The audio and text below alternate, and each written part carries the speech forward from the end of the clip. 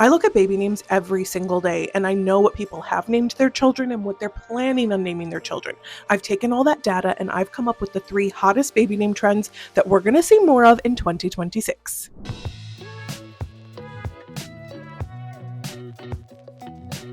Hello, my name is Steph and I'm a professional baby name consultant, and yes, this job is just as fun as you would imagine it would be. If you're wondering why you even care about the hottest trends for next year, well, let me tell you, for a couple of reasons. You might want to be part of the trend. You might want to pick one of these amazing categories, or you might want to avoid them and say, I'm not doing what everybody else is going to be doing. But trust me, there are so many different types of baby names out there within each of these categories that you can have a unique name for your child no matter which way you go. The other reason you need to be in the know about these trends is because you have to know what's going on when people ask you about baby names. So you can say, oh yeah, actually that is a thing. I heard on YouTube from a professional, this is actually what people are naming their children. So yeah, before you tell me that's not it, let me tell you. You know what I mean? Gives you a little authority. The first trend I have for you guys is the short and punchy baby name. Now, these are usually like 3 to 4 letters, but they can be 5 as long as they're one syllable and very like sharp in their sound, like think Burke or Quinn. So first off, I'm going to share some examples with you, and then I'm going to tell you why this is such a great idea for you.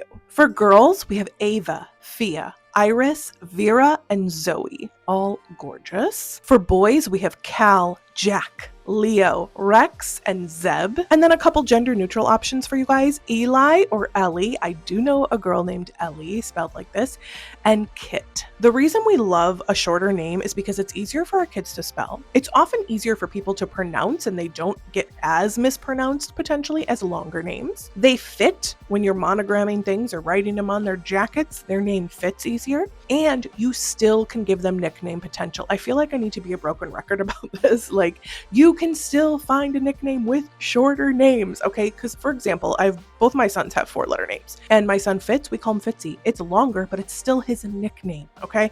Or, for example, if you have Cal, it's just a 3-letter name you give your son, but his middle name is Joseph. He could go by CJ. Or you have an Ava and her middle name is Josephine. She's AJ. It works. Or even if you just call your little sweetheart Honey or Buddy, and those have nothing to do with their first names. Children can still get a nickname. You do not need a longer name to get a nickname. Have I said that enough? I think I've made my point. Regardless, I think this is a really fun trend. For some reason, I know I've said this before, but I do like shorter names for boys and longer names for girls. But I think there are lots of beautiful options in the short and punchy category. And another thing I want you to keep in mind is that you can still make a bold statement. You can still give your child main character energy with a shorter name. I think we often think that it has to be a bigger, more encompassing, elegant name with all of these syllables and it has to be 8 or 9 letters. It doesn't. You can give your child a really commanding and elegant and beautiful name in a smaller package. Okay? So let me know in the comments who you know with like a 3 or 4-letter name that packs a punch. This next type of baby name trend makes me so happy because it makes me feel like the world is healing and that people are becoming more and more accepting. It is what I like to call the multi-purpose name. It is a name or a name combo, a first and middle, that gives a child the opportunity to go with either gender, to go with gender neutral, to release from the binary of boy, girl, and has variety in it essentially as a name. So I'm going to give you some examples, but the reason that we need this is obvious. I hope that sometimes our children don't identify with the style or the name that we give them, and they want to explore a different type of name. And giving a child with name flexibility, I just thought of that word, giving a child a name with flexibility in it really just helps them to feel more like themselves, which makes them happier, which makes the parent happier. It's a win-win-win, in my opinion. So I'm going to give you some examples that I think really work for this multi-purpose name trend that we're seeing. Like, there's some people who are like, I want my child to be able to have the option of this, or I really like the balance of a feminine name with a masculine nickname, etc. We're going to start with the boys this time, because that's the way I wrote it down. We have Alexander, who can have the nickname of Sandy. Bridger, who could go by Bree. Lawrence could be known as Lori. And Theodore could go by Dory. Okay, I did not want those to rhyme, but regardless, you get the idea. And for girls, we have Christine, who could go by Chris. Maxine, who could go by Max. Josephine, who could go by Joey. and Samantha, who could go by Sam. I will say that it feels like there's more acceptable feminine names with masculine nicknames, but that's just a problem with society that we can't change overnight. But also, we can always lean into the gender neutral side of a boy name. And for me personally, I don't believe that our children become their name. I think their personality infuses with the name and we suddenly see the name as who they are. Okay, so here are some first and middle name options that also work. So for boy name combos, you could do Benedict Arden, which I think is gorgeous. Arden is very gender neutral, also has Ari as a nickname, but you could flip them if you were like, oh, I feel more like Arden than I do a Benedict. And then Henry Sloan. I love the name Sloan. I think it is so strong sounding, but I usually see it given to girls, so I love to see it next to Henry. What do you guys think of Henry Sloan? I'm obsessed. And then for girls, we have Eleanora Blake.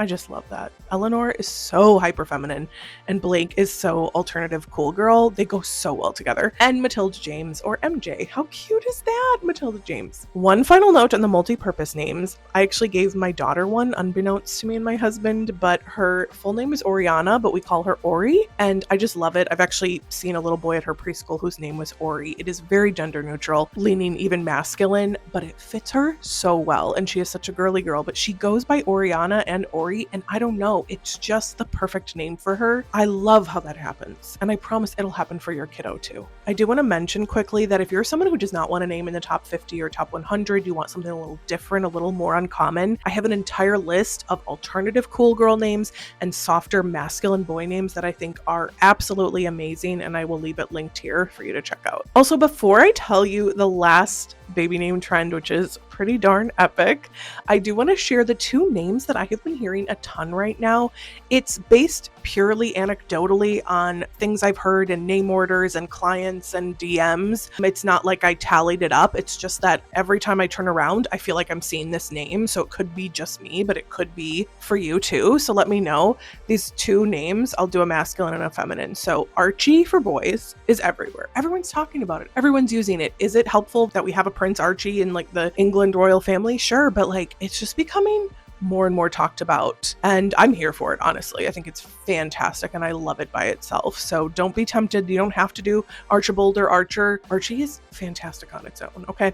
And then Vivian for girls and all of the variations, Viviana and Viv and Vivi. I suggested to one of my clients, Vivia. I thought that was really pretty and just different enough because they didn't want something super common or super popular.